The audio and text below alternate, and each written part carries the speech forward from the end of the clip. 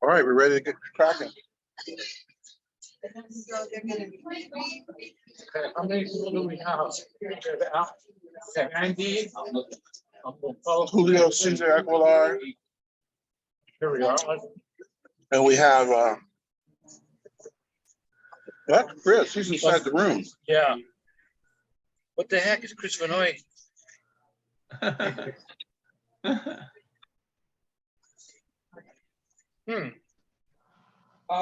That's awfully meta, isn't it?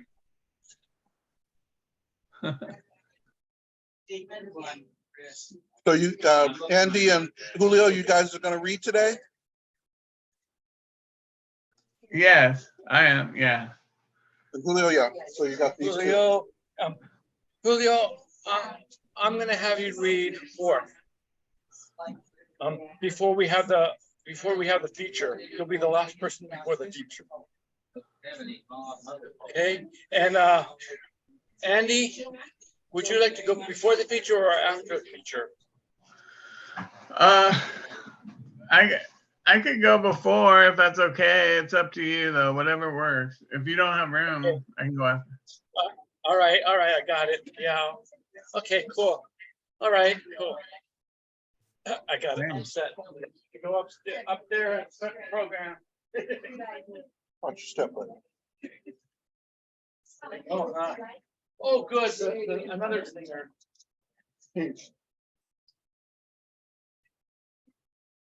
Well, I didn't bring any poems, but you all did. So at the end of the day, I'll probably sing my favorite song, Ripple, by Jerry Garcia and Robert Hunter. So welcome to here at the Space Bar, Jimmy Collins reading. He started way back when, over 15, 20, close to 20 years ago. Wow. So we'll get started here, and I'll go get the signing sheet and get everybody up here. I'm gonna have some of the Zoom folks read first, and then we'll have maybe the 3rd or 4th reader. Then we'll have the feature come up, and let me get information on her so I can read. Well, I'll read it to you when she comes up in about the poets before her. Okay, 1 second. Thanks, Michael.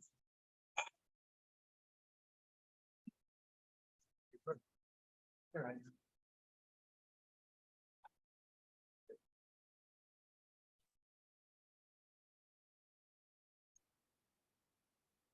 Thank you.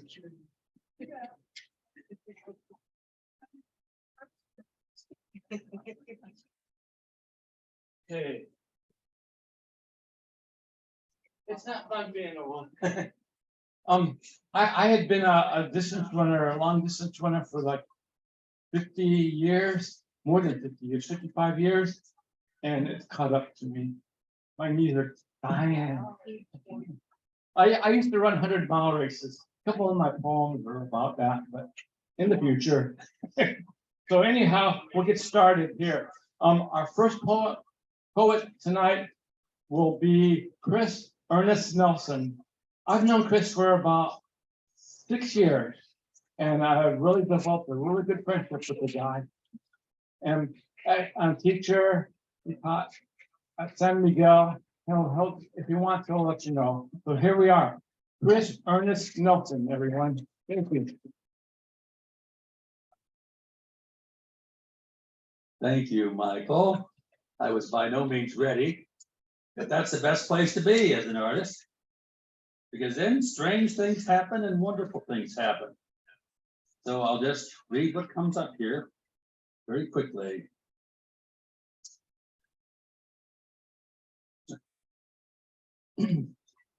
I am Chris Ernest Nelson, and this is Signs and Wonders. To our friends on Zoom. The women were all talking in the shops, their eyes wild with excitement. Working men ventured their opinions with hushed voices in the cantina, while the old men shook their heads as they smoked in the shade of low trees in the plaza of the Church of Our Lady of Sorrows. There had been rumblings in the earth that would wake them in the night. Babies cried, restless dogs barked in chorus, and birds flew madly into the moonlight. There was something happening in the village that disturbed their dreams, and they grew anxious for what the signs foretold. The church filled at mass. The priest read from the prophets of old, and the psalms took on new meaning in the minds of the people as they prayed intently on their knees for assurance and guidance for what they didn't understand and what harried the peace of their prosaic lives. Before the priest could speak the words, "Go in peace," while knees were bent in prayer and some minds turned back to worldly cares, a voice rose singing in the plaza just beyond the church doors. A voice clear and appealing, like the voice of a child or an angel's voice. The people rose and went forth to hear. As they, thank you. I like that enthusiasm. As they filled the plaza, they blinked to see a small barefoot child dressed in fusty rags. The sun shone on her face, and the soft breeze lifted her golden hair so it gloried like a halo. Silently the crowd drew near, the clouds withdrew, the sun smiled, and curious birds settled in trees and on rooftops to listen. She reached out her arms and in a clear voice sang such words in a melody so sweet they were all transfixed with wonder. Such words as sparkled in the air and like fiery bolts pierced every heart, and tears graced every eye. The words were familiar, but they were infused with such power as restores the weary soul. You offend, so you learn to forgive others. You lie, so you will come to understand liars. You cheat, so you know why you are cheated. You hold secrets, you will abide all secrets. You are weak, so you accept weakness in others. You were made worthy to be loved only because you were made first to love. Thank you. Now is the appropriate time to think of applause. Thank you.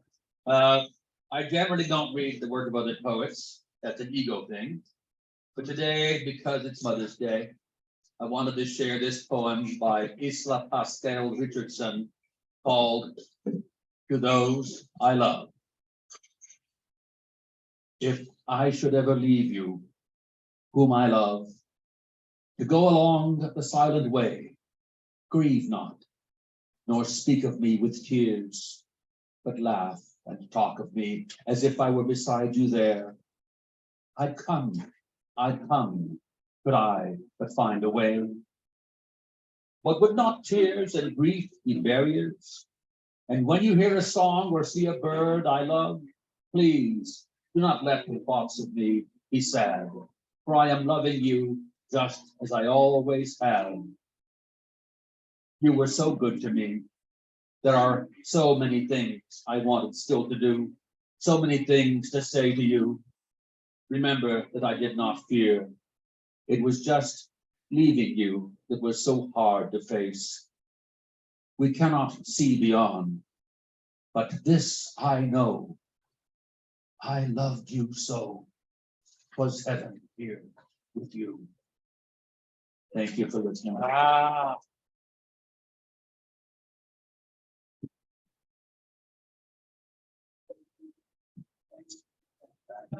That will put me in a different dimension.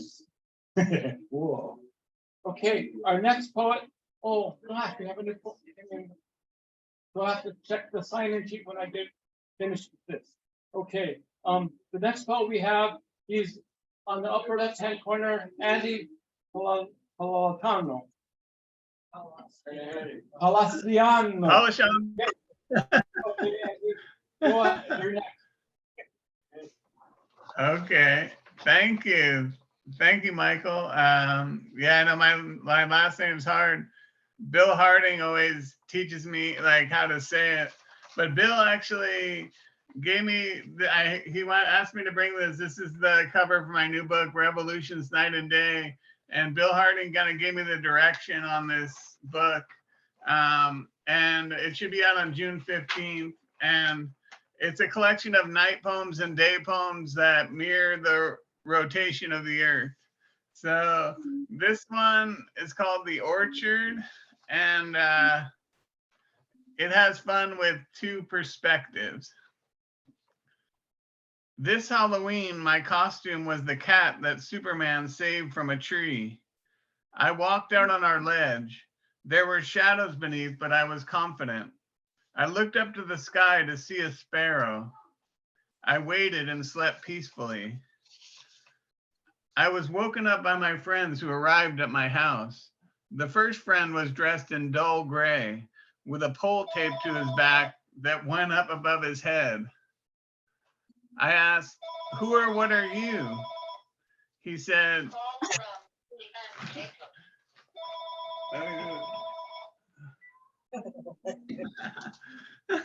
all right. Okay. I was woken up by my friends who arrived at my house. The first friend was dressed in dull gray with a pole taped to his back that went up above his head. I asked, "Who or what are you?"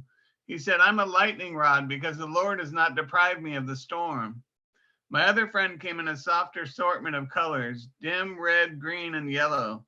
She was covered with lettuce, cabbage, and squash refuse. I asked, "Who or what are you?" She said, "I'm a compost pile because the Lord has grown me despite my refusal to grow." We walked out into the night and came across some other kids who were wearing superhero costumes. To the kid dressed as Superman, I said, "I'm the cat you rescued from a tree." To the girl dressed as Storm from the X-Men, my friend dressed as a lightning rod said, "I absorb the lightning you make from your eyes so houses won't burn." And to the kid dressed as the Human Torch from the Fantastic Four, my friend who was dressed as a compost pile said, "I'm what grows in the wake of fire and destruction." The other kids in the superhero costumes invited us into their house as they were having a party. The kid in the Superman costume turned on some music and asked me, "Do you like this song?" I listened to the singer of the song, who was a young woman, and she sang, "I'm leaving you. You didn't return my calls, so I'm moving on. My friends think you're crazy." I asked the kid in the Superman costume, "The singer of the song, is she talking to me?" The kid in the Superman costume said, "No, she's talking to her boyfriend." So I said, "I don't think it's my place to like or not like the song then. It's none of my business." All right. My friends and I left the party and headed toward my house. It was dark, and suddenly from behind a tree, a kid in a clown costume jumped out at us and shouted, "Ah!" My friend in the lightning rod costume said, "Are you okay? You seem a little anxious." "It's okay. There's nothing to be anxious about." The kid in the clown costume said, "Aren't you scared?" My friend said, "I have nothing to be scared of." And the kid in the clown costume said, "No, it's fun. It's surprising." My friend in the lightning rod costume said, "I love surprises. Try it again." The kid in the clown costume said, "No, it wouldn't be the same." And he walked away. My friend in the compost pile costume said, "It's dark. Take our lantern." But the kid in the clown costume kept walking away from us. We shrugged our shoulders and walked home. Thank you. Ah.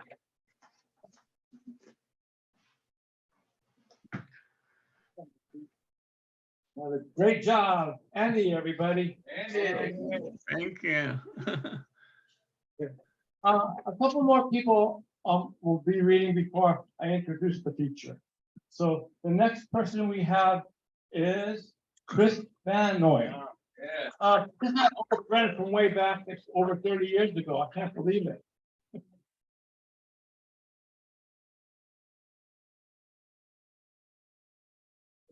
Yeah, I knew Mike back in the last century. It's called Please. You read my poems, but still you cannot see how much it is I want your love, how sad I am so lonely. Perhaps you comprehend the words and understand the rhyme, but you've never taken the time to read what's hidden between the lines.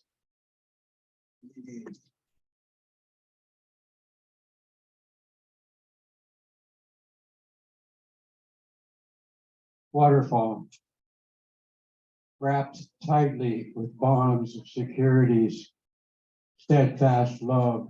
We come now to wonder with memories, dreamily thinking of the days slipped by, tears cried, passion denied, pride, the other side.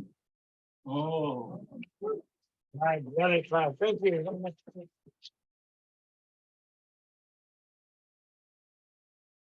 Next, we have a really good friend of mine, Jack Smith. He helped me set up the microphone and oh man, we're good man.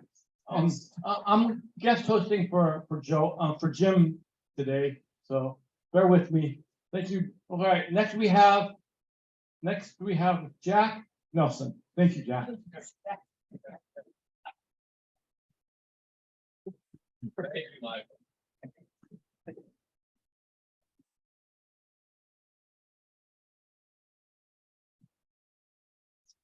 Hello, family. Hey, family. Love you all. And Jim has COVID, Yeah. so keep him in your prayers.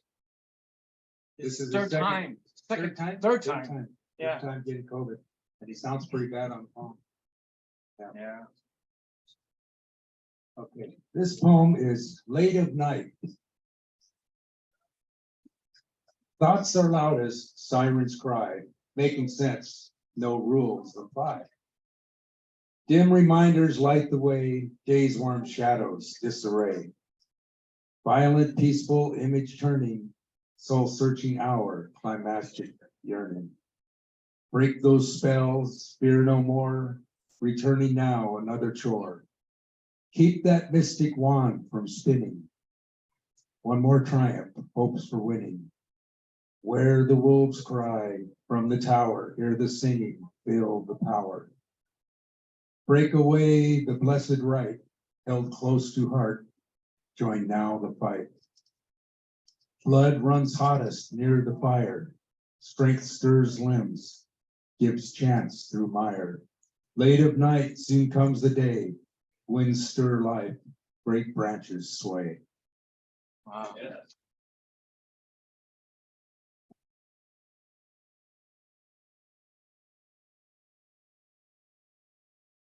When did the fire die? Every last ember, every last ash, blown by winds and tumultuous deluge, lost its warmth and glow. So gathering branches and twigs, we embark on dark, lonely trails, looking for answers that were framed in our despairing minds and souls from the not quite so clearest of questions. With such lack of warmth and connection, stirring and shaking, we trembling, feel hope and desire for spark. Looking here and looking there, wandering with trust that fire is soon coming. Oh, to the mighty ones, to the shamans, to the holy warriors, to the silent matriarchs, to the precious children, to the wounded survivors, to the broken and fallen, we share this cloak, woven with common thread, seeking warmth and discovery.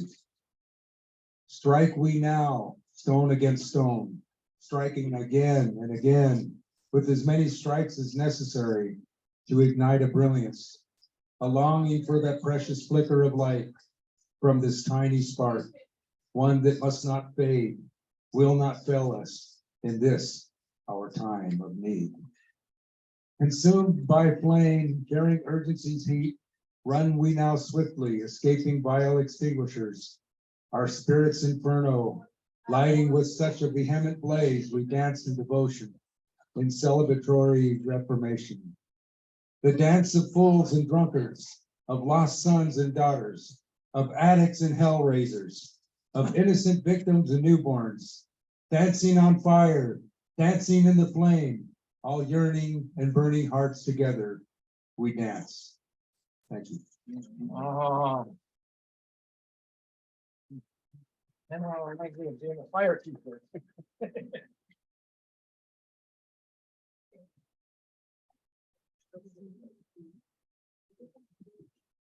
Wow. Thanks again. Another more applause for Jack. Yeah. Okay, friends, now we're gonna start the feature. And I want to introduce to you Jan. Oh, wow, Jan Gist. Very a long list of accomplishments. Old Globe Theater, USD, all over the place. Jewish Community Center La Jolla, Friends, Quaker Retreat. She's been like a voice and speech person for Atlanta, Georgia, for solstice ceremonies. Love the solstice, both winter and summer coming up. So anyway, I want to introduce you to Jan Gist, everyone. Yeah.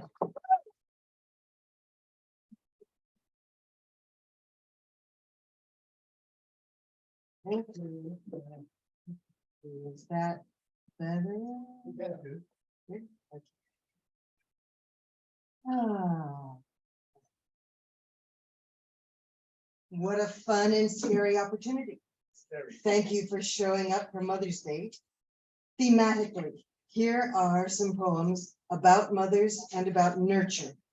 I'll start with my friend's mother. She was wonderful. Her nickname was Myrrh. Then I'll go on into a poem about my own mother and her death. And then a poem about my own unrealized fantasy of being a mother. Then one about my teaching, which is where I poured my motherly instincts. Then some poems about friends who nurtured me.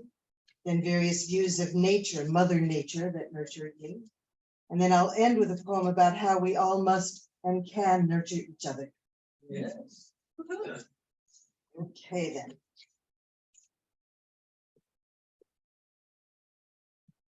What is Myrrh? She is the hearth fire to her clan, radiating warmth and light, the heat of light, the light of welcome home. They reach to her, her clan, and always have. Returning from their travels, coming home from far away, they reach to her and warm their hands and faces and their minds. They thaw, they melt, they rest beside her fire, and she ignites, enkindles, and inflames, burns freely, fully glowing, soft or crackling, hot and bright. And when they're fully warmed and rested, off they go, remembering her embers, heart-centered by her hearth fire once again.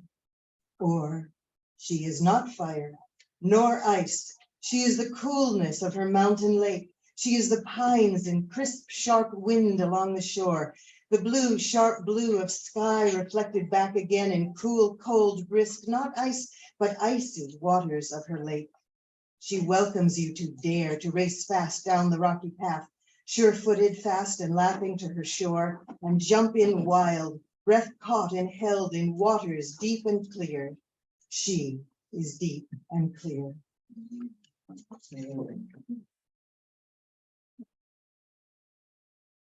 July 4th, 1996. It is 1 year today since my mother died on her birthday in North Hollywood, California, and after standing at her dead body in the hospital's beige dying room, her green eyes still beautiful, even without life shining out of them, I went to find a way to say goodbye. I could make no sense of goodbye to this face that was still her face, that could at any moment come alive again, maybe. She was very dead, but maybe. So I took a drive and found a statue of Jesus on a lawn of a church, the church door being locked. This was in a Mexican and other immigrant neighborhood of the San Fernando Valley near stucco square houses lit by the yellow, hazy afternoon as traffic honked and wheezed its rush hour anonymity. This will do, I suspected. I stood in front of this stone Jesus, which was surrounded by sacrificial flower pots. Its arms were open to me. Listen, I suggested to it, or asked, begged, hoped, or prayed. Listen, I don't know much about you or the universe, but hey, Jewish or not, please take care of my mother. Please take her to the next place, help her and welcome her. Help me let her go to you, to it, to whatever. Please help her rest, protect and guide her. If there is a next, if there is a you, please. I could use some help, and this feels better, talking through you to the universe. Today, this reminds me of giving an order for the biggest Mac of all at the Universal Place Your Order Please Cosmic Drive-Up stand. But I did commune or beg through this stone Jesus for a while. And when I looked up, the beginning of the sunset was lavender, and a breeze came up and bent the scrawny palm trees in a swaying grace. And as if on cue, many birds flew out of the trees across the lavender sky. And whether by accident or divine plan, I chose to find comfort in this. Thanks, I said, to or through this stone Jesus. This helps a bit, and it still does. What I'm not telling you is that I was not alone with my dead mother. My father, my sister, her husband, my brother, his wife, were all chatting around the body. My mother's new death lay uncovered, her green eyes open but unalive. And there our chatting made no sense to me, or was only sense, not feelings. Listen, I suggested to them, or asked, begged, hoped, or prayed. Let's cover her up. But then it was just her dead body covered with a sheet, her green eyes not visible, but still open under the sheet. And when we amorphously agreed it was time to go, it was amorphously agreed that all of us would gather at the house. But I needed more or less chat, less shock, less numb, lack of words or lack of connection to these live people. I needed some heart-to-heart expression of my need, and the stone statue was more attuned to my need than these live relatives who meant well and fluttered with plans for memorial and crematorial. That's what is also true. And yet a stone Jesus did come through with lavender skies to honor her dead, but still green and open eyes.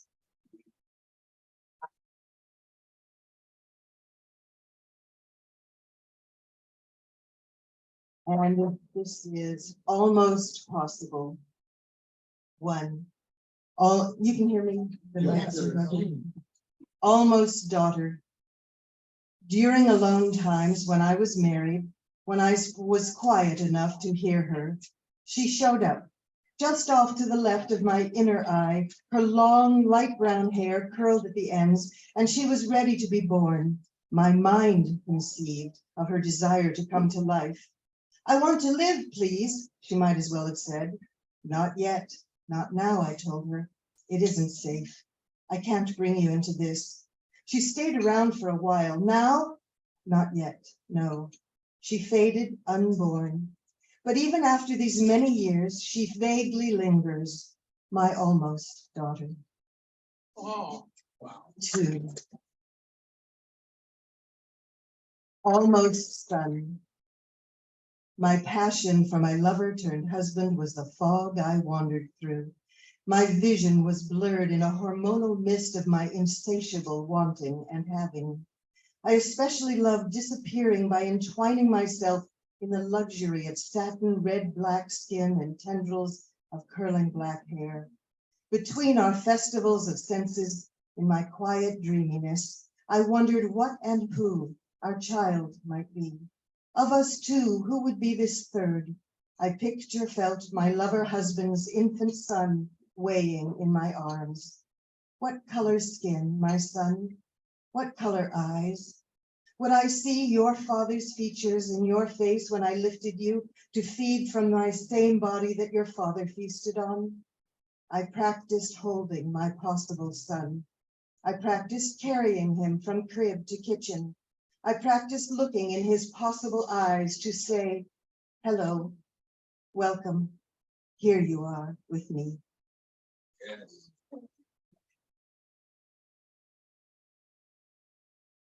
Oh, no.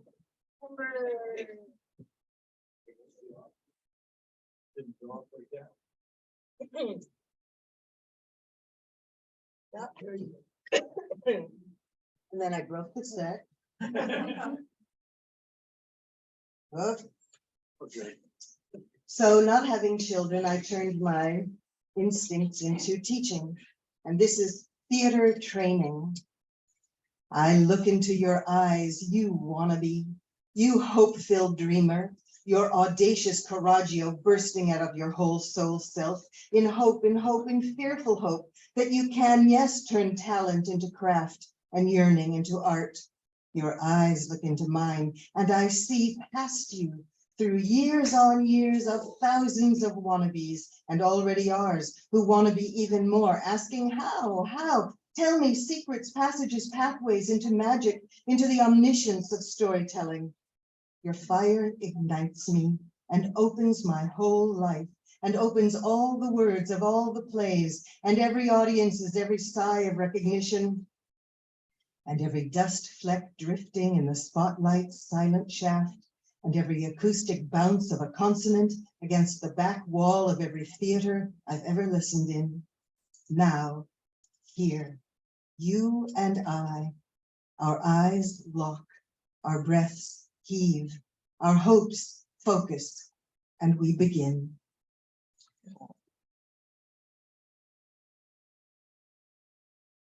And these are friends of mine who nurtured. This is Mary C. Her listening is a gift, and I am gifted by her depth of open, eager intensity of yes, her eyes to me, and by the way, to others too, I've witnessed even that. She gives her eyes of yes to me, to hear me speak, to deeply hear my gut thoughts, heart words, soul parts, and the yearnings I kept in private boxes locked away. She holds her listening in her eyes and tilted flower face.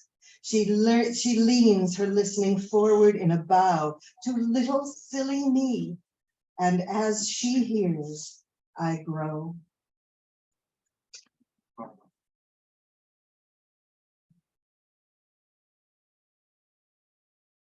Seda Gerard and me. At 16 and a dancer, I watched Seda Gerard, who was then as old as I am now, and a master of modern dance. I watched her age-spotted wrists shape air into primordial trees. Her neck slid in lines of loose skin while she tossed her elegant braid in swirls and loops as her legs leapt over the dance floor, creating worlds and stories of the earth's birth. Seda Gerard formed me from my then ballet molded shape of cut corners into a wild wilderness of trees thrown by primordial winds. Seda's age and her fierceness drew me out of my 16-year-old shell, dared me to enter ageless eons with my mind and body made courageous with primordial curiosity. Seda, I am now your age, and I revel in all the eons you modeled for me. Your wrists, your skin, your braid live in my memory, in my body's eye. Your wrinkles and fierceness echo in my own devotion to move.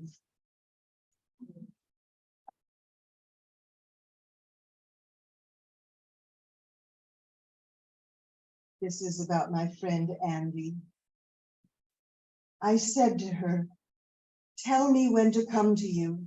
And when she called to say, it's time, now, I flew to her. First, my heart flew out of my chest, and I flew across the country to her home to be with her in her last few days.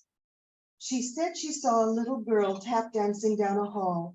She said this while she lay in bed, while I stood next to her, watching her dying and learning both of us learning, both of us together. And one night, in a room down the hall from hers, I slept, and in the dark I heard her call my name. I jumped into the air and landed on the cold floor and bounded across the hall to say, yes, what is it? What do you need? What can I do? But her room was dark and silent, except for her breath. Her body hadn't called me, though I stood a long time in the cold, dark doorway to listen to her breathe, to listen to her breath breathing. But during the days, she got out of bed and we sat at her dining table, and she listened to my stories of my life, and she nodded, saying, yes, both of us sipping soup. Then she needed to lie down again in her bed, and she asked me to read to her poems and stories, and then she'd sleep, and then the quiet in the room and the quiet around us held us together for a while.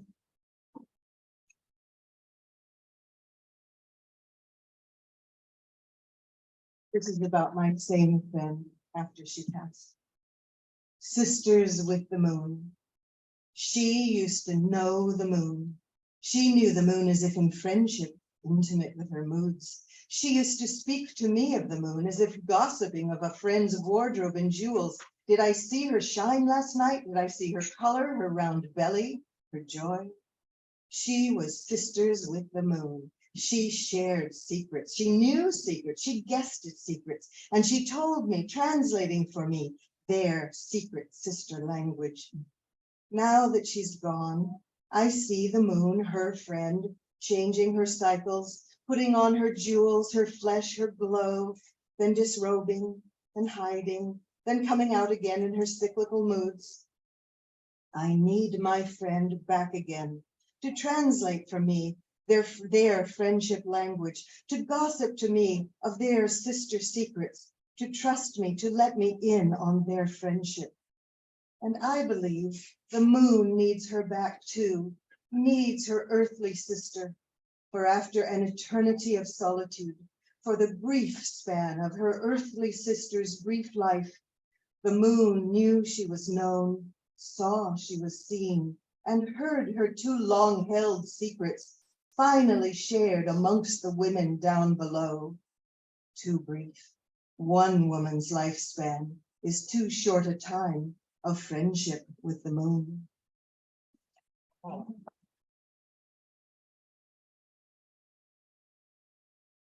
Now we're moving into nature that nurtures and mothers. Moss. I am small and soft, said Moss. You might not know I'm here. You might be paralyzed by loss. You might be overcome with fear. You might be trapped in mind and soul, in darkness's impending threats. You huddle, broken and unwhole. You cringe, you brace, you pace, you fret. I may be quiet, soft and small. I might be hidden from your eyes, but I continue through it all. I grow, even now, while the world cries. I find a space to plant and thrive. I join among and in the earth. I do not harm what is alive. I merely live and grow and birth. I take a small amount to grow. I neighbor in a quiet ease. And you can turn your mind from woe and war and tyrants' catastrophes and think of gentle ancient moss and seek to join my quiet ways. And as you search through strife and loss, and as you warrior through your days, return to me in soul and mind. Return to simple life alive.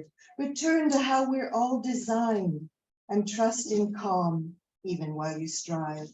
And listen to the silent moss, and sense the sense of common sense, and know that after all seems lost, there is a forward pathway hence.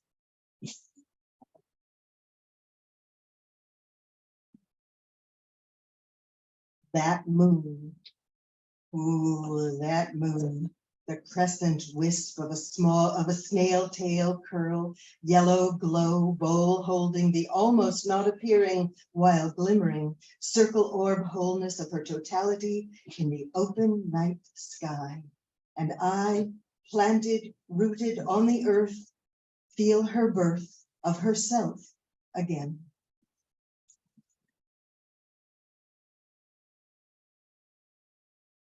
More nature. This is waters 1, 2, 3, and 4.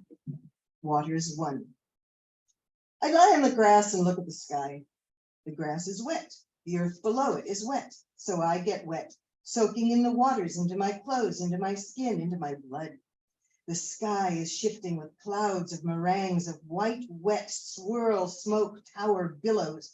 We are a wet sandwich. The earth, the grass, my clothes, my skin, my blood. The air, the clouds, the sky, and I am inside this, of this, with this, and I am all wet, and I am all this. Waters 2. I lie on the grass and look at the sky, and up from the wet grass soaking me, flit fly, flirting green-winged bugs, hovering over me, landing on me, alofting off away. Grass waters, cloud waters, my own blood waters, and of course my tears, hover and flit, and we all flirt, even the bugs, in our mutually wet, sifting, shifting, watery ways. Waters 3. My life of 68 years swims on through dreams and daydreams and scenes, slippery, watery, passing alongery, floatingly wet and flyingly honory.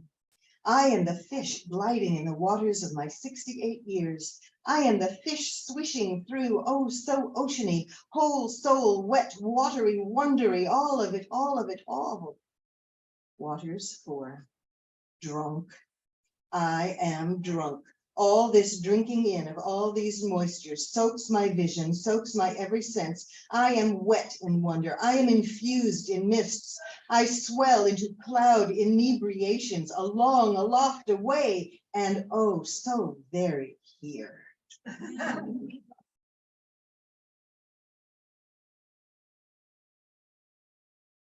Sky and I. I was what, 11 or 12, and it was just yet another day in the 6th grade in the San Fernando Valley of Southern California. Another day of the 3 o'clock bell, schoolroom closet, bombarded with 12-year-olds blasting to grab belongings and get out. Get out of the too quiet, too sitting still, too taking orders, and flee to freedom. How was I last? Why was I suddenly bereft at the naked closet hooks, unweighted by the coats, sweaters, bags, and smells of exploding 12-year-olds? Why was the sudden echoing silence moving me into alonity in the wake of all that just seconds ago, noisy buddying up? I had nobody to walk home with, and the enormous tragedy fell on me immeasurably. I bowed my head and watched my feet walk me out of class, down the steps, along cement sidewalks, while tears hotly plopped on dry cement for how alone I was in the unjust world. And then, in an inhale instant, I looked up, and there was all the sky. The endless blue dry high enormity of vasty air was an entity, the entity, and a friend. Sky was my friend who pulled me, lifted me, swelled me into an intimate matching knowing. I'm being born right now, I said to the sky, who listened, who heard me out past measurements of the earth. Right now, I woke up into, am born into my life. Sky and I walked me home, my head tilted back, full face up, and breath dropped from sky's height, width, depth, way down into the closets of my being. Oh. And last one is about how all of us can nurture each other. It's called Oh Witness, Oh Us, Witness. Oh us, we humans of many hues, of hues and cries, of human man, of woman, of us, so complicated, so constantly in need, complex, compulsive, impulsives, and oh, our needs and our hungers and our starvings for every kind of something, starving and striving to define what will feed our emptiness, our black cave cold echo chamber of lack. Food fills while chewed and swallowed. then is gone, tantalizing in the moment it touched our tongue, and music till it stops, and travel till we stop, and books till the last word of the story stops. But one solace nurture that lives in twin kindred beside our starvation is the gift, talent, ability, also born and also always possible, to witness, one of us to the other, to behold, to hold the other in our sights of sight, in our hearing ears, to mirror back, and to be a witness by the trusted other is to be given nutrients of pure existence. You see me. I see you. See me. I am seen, therefore I am. Myself is returned to me in the reflection of your eyes. And the starved for succor, the raging inflammations of need, of reaching out to find out what to search for, all that complexity can turn around to receive the soothing affirmative of yes, I see you, hear you, believe you, value you. I witness you. You witness me. We share our interactive yes. Yes, and here you are. Yes, and here I am. And we are human in quieter hues, in simpler, humane humanity. Here. Thank you.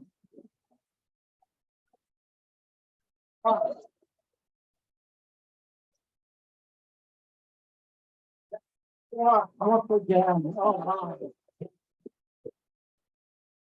my. Yeah, something similar. I grew up in the Newhall, which is just north of San Fernando Valley. So I was in a story just now, and I felt like I was there. Yeah, yeah, it's such great work.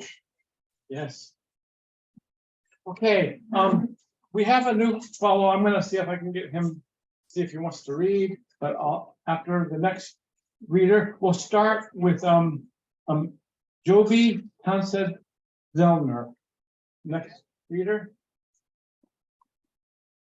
Are you going to get the other fellow first? Oh, I don't understand. oh, Jack Stewart Smith. Oh, no, yeah, I'm not yet. I have to find out Oh, if he wants to read or not. Got it. He just got on, so I don't know. Yeah. You're not ready? Ready. Oh, okay.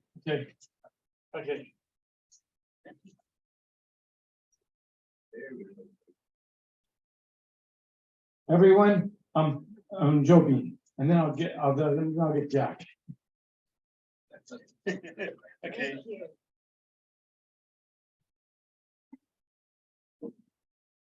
Oh, yeah.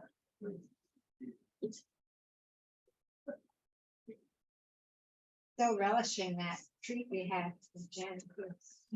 Thank you. In what? Did you put me on that? I must say I had to check your work because you're new to me, and I found a lovely YouTube video of her. Of Jan, you telling your students, something like, here I stand, ceiling is floor mine, wall to wall mine. Yeah, Welcome to my space. I'm gonna see if John Myers wants to read. Name of my poem is Cats at the End of Ocho Oeste. Hearing that New Yorker read his poem Ocho Oeste, I was transported back to a somber night 1 year after our mother's passing. Driving my sky blue Toyota Corolla, I headed along the highway 8 west. Ocho Oeste in Spanish, our mother's maiden tongue. Destination, the Ocean Beach neighborhood. Oh. My heart felt heavier than the car, carrying memories of the 2 hats lying on my passenger seat. One hat dark brown, the other hunter green, had racked up many miles of walking together atop our heads, my mother's and mine. My mother's was soft, brown corduroy, yet of firm shape. Its brim was as wide as her heart. My hat's brim of soft green brush cotton was usually snapped up with gold fasteners on both sides. These hats' emptiness was haunting. Gone was the grace of my mother's song as she jaunted along. Recordings of her singing voice was all we had left, honored in the poem of a neighbor and a CD our brother produced. I parked near the Ocean Beach Pier, then began my solo, bareheaded trek, elevated above the Pacific with our hats in hand. This was to be their sacrificial journey, my release from hugging a tattered past too tight. Breathlessly, the three of us traveled through the damp, engulfing darkness. After the pier forked, I turned south. We reached the altar where, like solemnly thrown frisbees, I would release our hats to the sea to accept the divergence of my mother and me. The cloudless, nebulous night bore down from above. The hats went sailing over the rail of the fishing pier, one at a time. They embarked on their individual destiny wherever the ocean would carry them. Last night, a few years since their flight, at the Pomegranate Restaurant's open mic, they surprisingly floated by in a young man's poem about Ocho Oeste. Our hats were moving in different currents of water, yet both were approaching the same land, where the heart speaks and is heard. Yeah.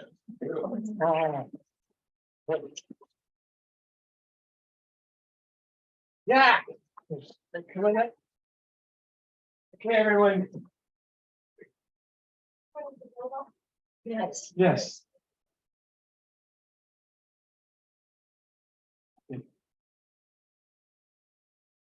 That's right. I got a good suggestion. Yeah, I was kind of confused. Jack already read. Now we're all red. Now we're all red, yeah, and blue and green. And I want to introduce to you a good friend of mine. I've only seen him on Zoom. Julio Aguilar. He's right up here. Yeah. I'll let him explain a little bit where he, what he does, where he's at and stuff. So Julio Aguilar, everybody. Thank you, Michael. I am going to read one poem, very short, in Spanish and then in English. El paraíso al lado. Mi madre la certeza tiene de caminar entre nubes en su casa terrena. Todos los días son los mismos y las horas iguales. El amanecer es la noche y el tiempo no pasa. No sabe ella si duerme cuando está despierta. En sus ojos el verde es azul y blanco el negro de los atardeceres. Sobre la silla a descansar pone su humanidad cansada, y cuando la fatiga así lo establece, vuelve entre nubes a caminar. Y aunque nadie lo crea, yo atestiguo la veracidad del hecho. La prueba es que del brazo la tomo y juntos emprendemos la andanza. Beside paradise, my mother is certain about walking among the clouds in her terrestrial home. The days are all the same, and likewise the hours. The night is the dawn, and time does not does not pass. She doesn't know if she sleeps when she's awake. In her eyes, green is blue, white rather than black of waning afternoons. She sets her tired humanity upon the chair to rest. And when her fatigue sets the stage, she returns to her walk in the clouds. And maybe no one believes it, but I am witness to this truth. The proof, I take her by the arm, and together we embark on our journey. Thank you.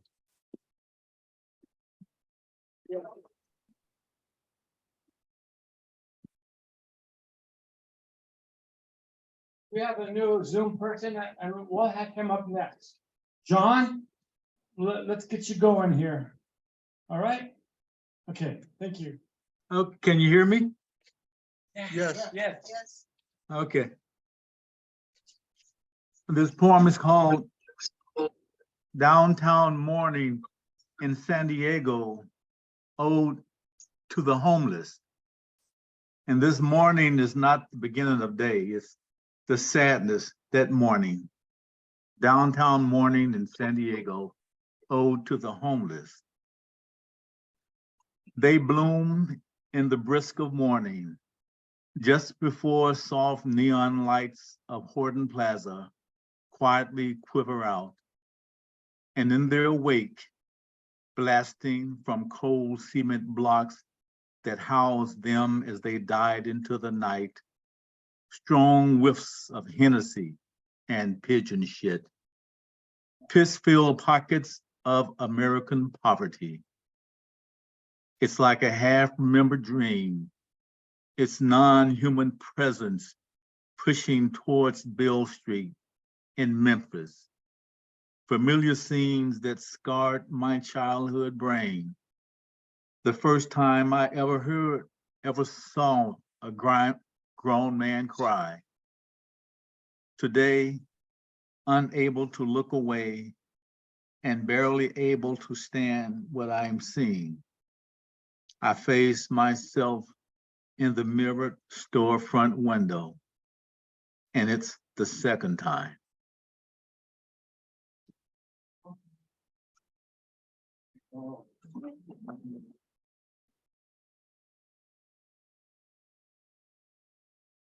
If it's okay, I have one more. And it's another short one. And this one is called Signs of Silence. I glance in disbelief above the signs they hold. Black faces force a smile and cheer for a snake with venom spewing from its heart. Boss man who just as soon escort them back to a time when they were less than dirt. A time when they'd lose half a foot and still be forced to plow dried earth in Mississippi heat. This devil tolerates their nappy heads and charcoal skin to win a victory. I must believe that hunger forces men like them to cope with prejudice they hear concealed in violent chants, for they've grown tired of wearing piss-stained clothes from city dumps, while else identify as blacks for Trump.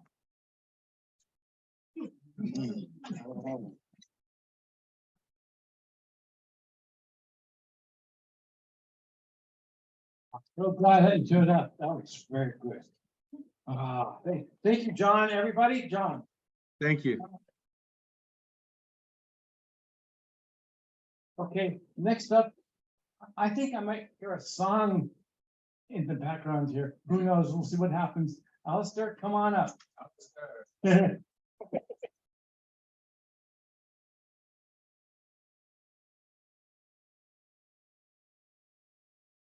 something I haven't done before, but I think I'll be able to pull it off.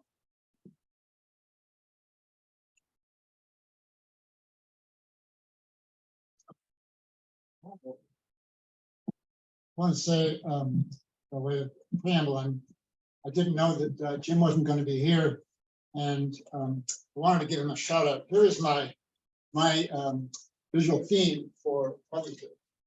Mother's Day. That's them.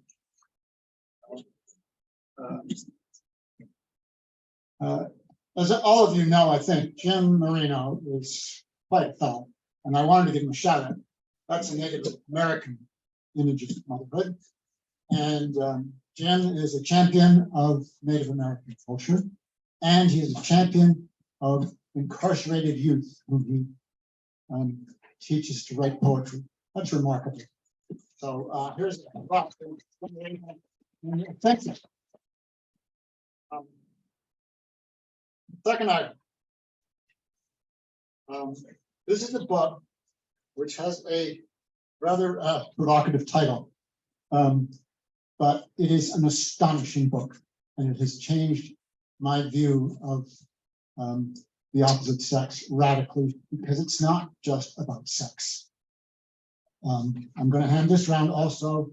This is quite a new book by quite a noted science writer, but she ran into some rather strong impressions of the ignorance of conventional medicine about the real nature of women.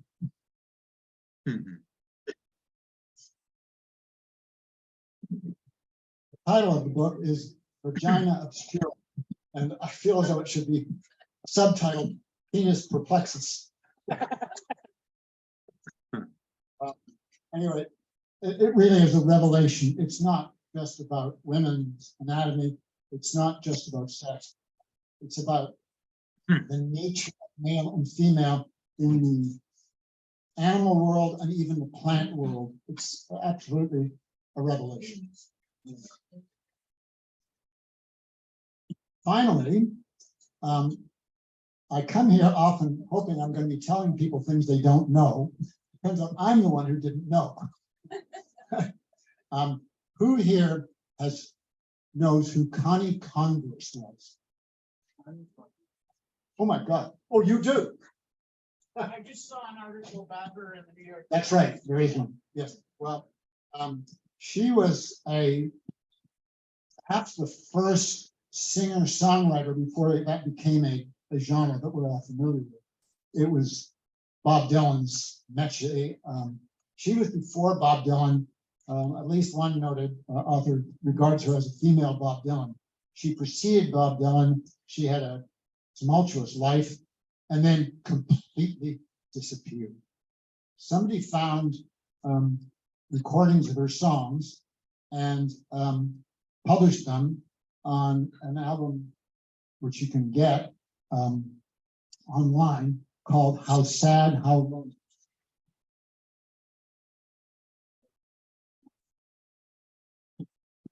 And now I'm going to sing a song which absolutely isn't written by me, but exemplifies how sad, how lovely. Did I say lonely? How sad, how lovely. And so now I have to, and I see why they do a lot of sound checks before the performers come up. I'm going to have to do this on the spot.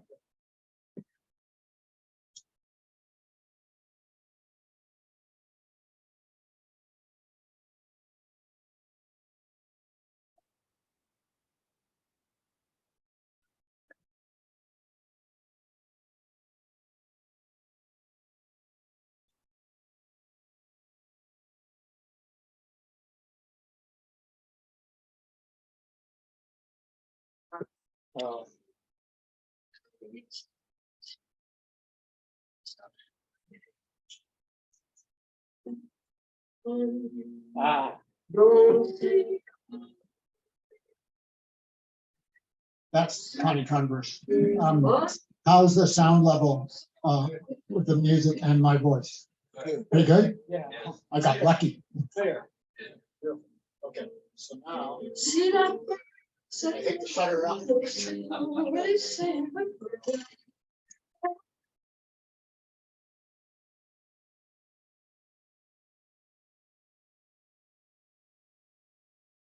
This is not an obscure song. It is one of the most beautiful tunes that I have ever heard. It's a Scottish ballad. It's known as The Water is Wide. These words are not in it, but it's also known as O Wale Wale, which is Gaelic, I believe, for a cry of grief. Alas, alas.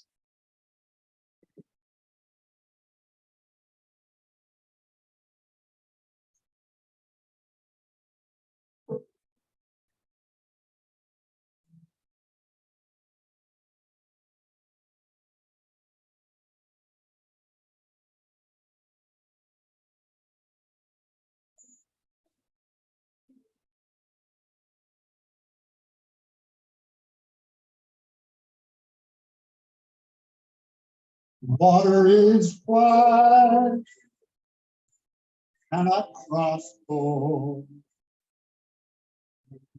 And I, the waves so far, be a boat that can carry two, and both shall row. My true love and I.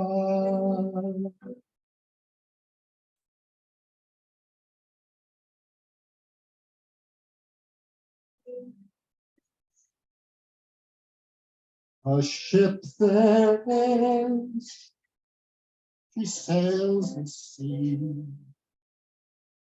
laden deep as deep can be, not so deep as the love I'm in. No, not if I sink or swim.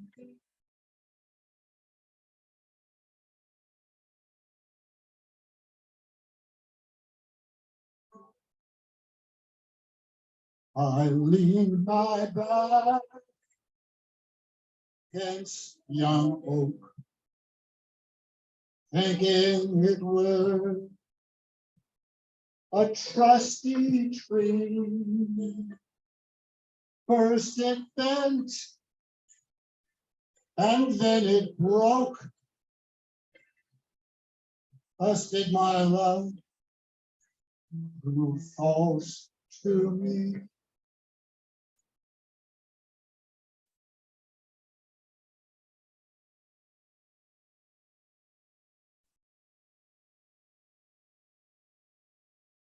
Oh, love is handsome, and love is kind, but a jewel, when first it's new, grows old and waxes old and fades away, like the morning dew.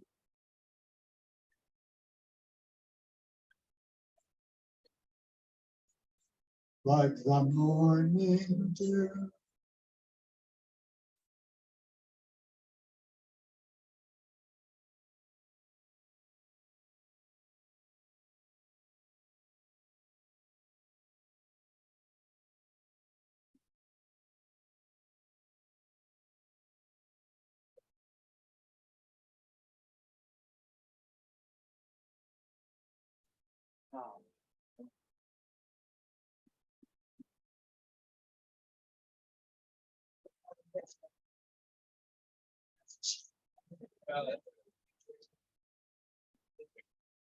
Thank you so much.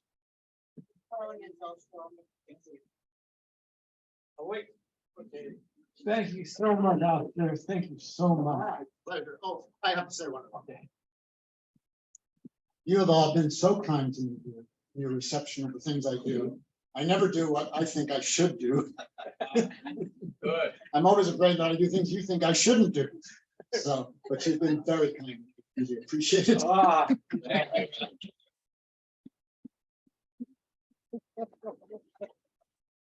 A beautiful day. Oh, Dolores, please perish your beautiful words.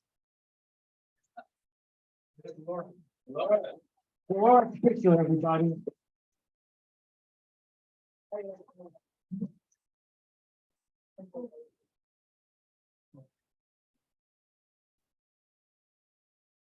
I don't know which one to read.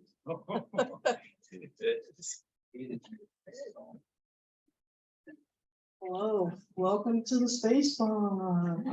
Second Sunday. I was just saying, I don't know which one to read because so much of the work that's done for us has just been so moving. And it's ironic because both of my poems are themed similarly to what we've already heard. And oh, by the way, that song, I remember it from when I was a child. It's an old song. Yeah, yeah. Along with Red River Valley. So both of these are long, and I'm hoping I don't go over. This one's entitled Daddy. I can never think of my parents without thinking of both of them. My mother and father were married over 50 years. And I remember thinking as a child, why can't I have, I went to school in the suburbs, basically, a majority of my life. And I kept remembering, why can't I have the kind of parents that all my teachers talk about? It's like the home that's broken and the mothers, And besides which, I was born to my parents at a very late age. So when my parents came to parent-teacher night, they always thought that I had been raised by my grandparents. And so I had that whole confusing world of having to re-explain, well, no, my parents are still married. And yes, that's them right there. That's not my grandmother. And that's not my grandfather. Those are my parents. So again, this is entitled Daddy. Heat waves whirl, float images, flurries of squares and rectangles, red, blue, green, the trucks and cars and minivans on asphalt ocean highway. New Mexico morning sky, pink, orange, red, melting into blue splash wash above brown, red mountains. We pull into semi-deserted, sand-littered truck stop, seeking relief. Relief from the highway heat outside. Back on the road, dust swirl rock pellets, tick, tick, tick, the windshield. Inside, slow flow cold chill creeps, feathering our necks, raising hairs, making air conditioning cool feel like warm breath. Sis and I inhale deep. We have not adjusted. Chill air forms a heavy touchable mist, settles on Mama's right side in the back seat of the minivan. Mama's tired parchment eyes turn youthful, twinkling into misty chill condensation. Sis and I glue gazes on rear view mirror. We look at the reflections. Mama seems to be fading. We don't turn around. Their conversation begins. Mama, barely visible, hisses a sigh, smiles, whispers soft, says, "Yo, Daddy's so healthy now. Look at him." Our eyes can see his shadow in the mirror, the blue mist sitting there full of himself. My mom says, sitting there full of himself, we only see blue mist. He looks so good. Mist glimmers amethyst as she speaks. Yes, he's very happy too. Us family all here together. Well, Too bad the boys can't be here, work and all of that. She suddenly fades completely into coral blueness. Then visible a moment later says he's coming back for me soon. Looks at our eyes in the mirror, then back in the cold mist. Soon. Not today, though. Huh, Papa? Not today. Thickening, almost human, the mist sits beside her. Mama leans over, touches around until the mist caresses her hands. She smiles, whispers low and alive with conversation. We feel time. We know. Heat wrinkles, horizontal asphalt, ocean tufts of brown, dusty, pebbly sand dancing along its surface, chased by a hot desert wind. Sis and I keep breathing slow, slow, relaxed, slow, relaxed. We have adjusted now. It's a long drive across New Mexico. Never know when Daddy has to leave. Sadness seeds erupt through our heart's surface and our hearts. Looking at the mist begin to hurt less. We have missed Daddy. His company brings balm. Mama's tired face relaxes, becomes years young. She and death shadow dance in foxtrot time. Heat waves whirl, float images. Minivan merges in the highway traffic. New Mexico noonday cloudless sky blue intones. Peace, peace, peace be still. Sand swirl, pebbles flurry, tick, tick, tick. In hot west flow, desert wind.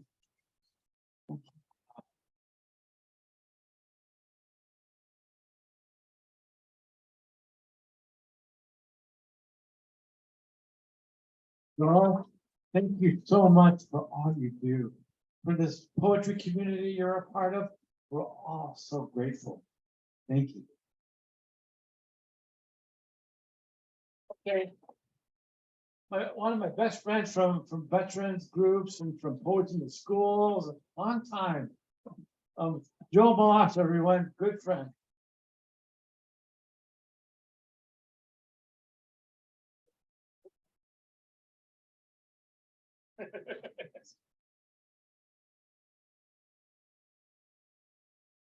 So,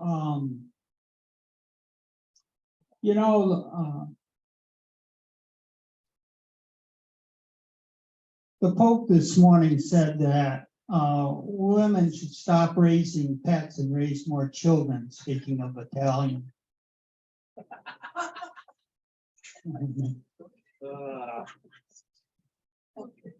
And so I was thinking about that on the way in. And it reminded me of when I was in the Army and I had a pet clam. And so I didn't really get in trouble for it because I really didn't have a pet clam. I just had a bucket of dirty water. But nobody would stick their hand in there to find it out. But the mess sergeant, he said to me, "What do you do with your, pet clam?" And I said, "Well, I have a blue light, and then at night I turn on the blue light and watch the clam blow bubbles." That's, what clams do. But that has nothing to do with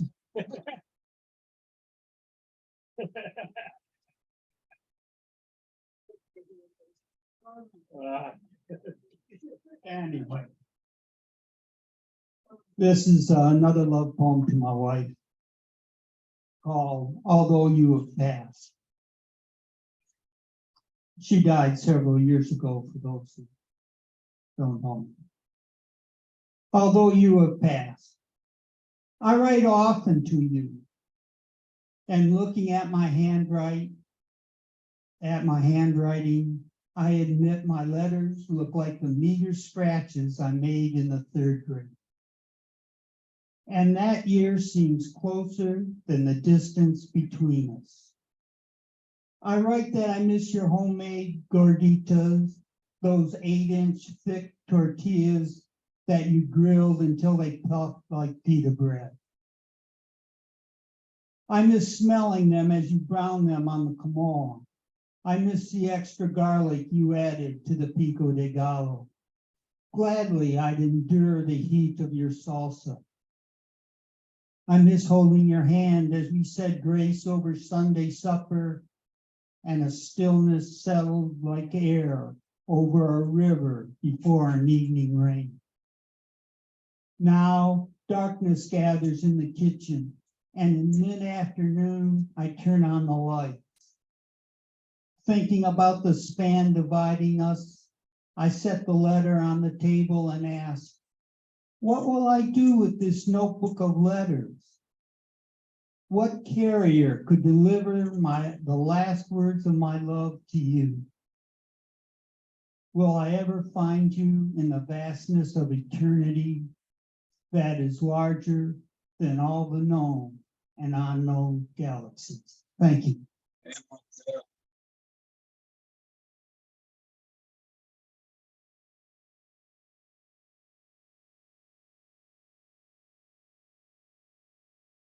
Oh, we still have about 1 hour left for the evening, and we're all done. But so, Your turn, Michael. but it's been a great time. Everybody's work today put a good space in my heart that I'll never forget this day. I won't ever. And it kind of reminds me of back in 1970 when I was just a freshman in high school. I was invisible, but I was a distance runner, and I did pretty well in cross country, but nobody who knew who I was, because I was always kind of hiding away from everybody. But until this song came on an album, Grateful Dead, by Robert Hunter and music by Jerry Garcia. And it's followed me through all these years. And just makes, it's kind of sad, but it's kind of, it has a lot of good feelings into it. It's called Ripple. If my words did glow with the gold of sunshine, and my tunes were played on the harp unstrung, would you hear my voice come through the music? Would you hold it near as if it were your own? It's a hand-me-down. The thoughts are broken.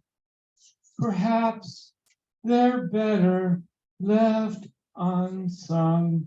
I don't know. Don't really care. Let there be songs to fill the air. Ripple in still water when there is no pebble toss nor wind to blow.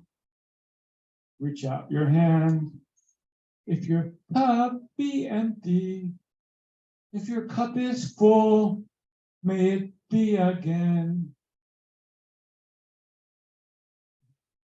May it be again. Don't know. No. May it be again. It's coming to me.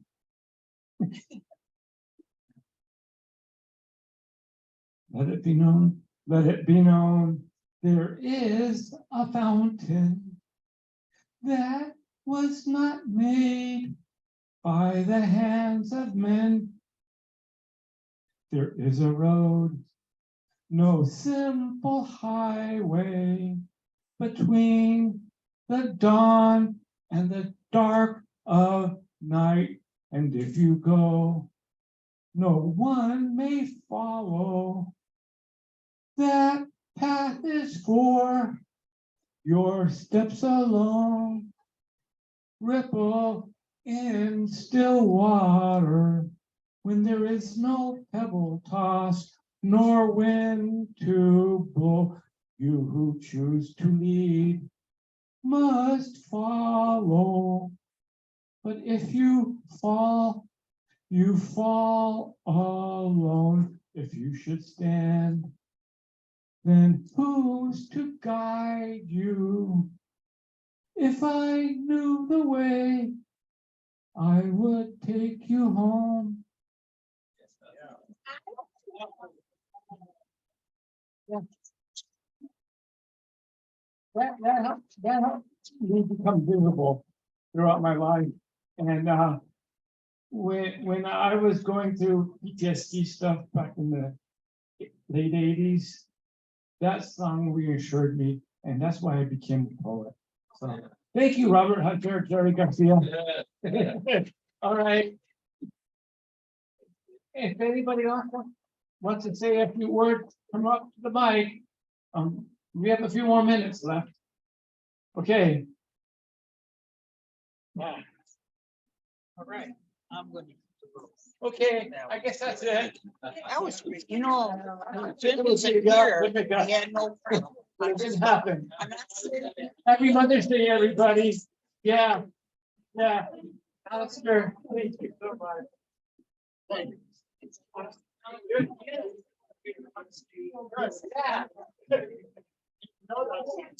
Good night, everybody. Let's have a big hand for Michael Good Turner. night.